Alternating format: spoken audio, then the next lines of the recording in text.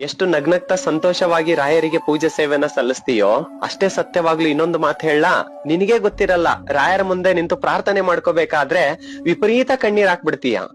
ಏನೋ ರಾಯರ ಹತ್ರ ಕಷ್ಟನ ಹೇಳ್ಕೊಳ್ಳೋಣ ಅಂತ ಕೂತ್ಕೊಂಡಿರ್ತೀಯ, ವಿಪರೀತ ಕಣ್ಣೀರ್ ಬಂದ್ಬಿಡುತ್ತೆ ನಿನಗೆ ಗೊತ್ತಿಲ್ದೇನೆ. ಯಾಕಾಗತ್ ಗೊತ್ತಾ? ರಾಯರ್ನ ನೀನು ಸಂಪೂರ್ಣವಾಗಿ ನಂಬಿದೀಯಾ.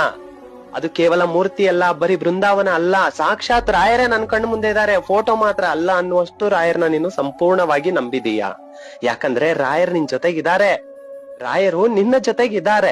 ನಿನ್ನ ಕಷ್ಟ ನೋಡಿ ಯಾರೋ ನಗ್ತಾ ಇರ್ಬೋದು, ಯಾರೋ ಅವಮಾನ ಮಾಡ್ತಾ ಇರ್ಬೋದು, ಯಾರೋ ನಿನ್ನ ಕೀಳಾಗಿ ನೋಡ್ತಾ ಇರ್ಬೋದು, ನಿನ್ ಹಣೆ ಬರನೆ ಇಷ್ಟ ಅಂತ ಕೂಡ ಹೇಳಿರ್ಬೋದು. ಆದ್ರೆ ಒಂದಂತೂ ಸತ್ಯ, ಖಂಡಿತ ನಿನ್ ಜೊತೆಗೆ ರಾಯರಿದ್ದಾರೆ. ನಿನ್ನ ಒಂದು ಶುದ್ಧವಾದ ಮನಸ್ಸಿಗೆ, ನೀನಿಟ್ಟಂತಹ ನಂಬಿಕೆಗೆ ರಾಯರು ಖಂಡಿತ ಕೈ ಬಿಡೋದಿಲ್ಲ.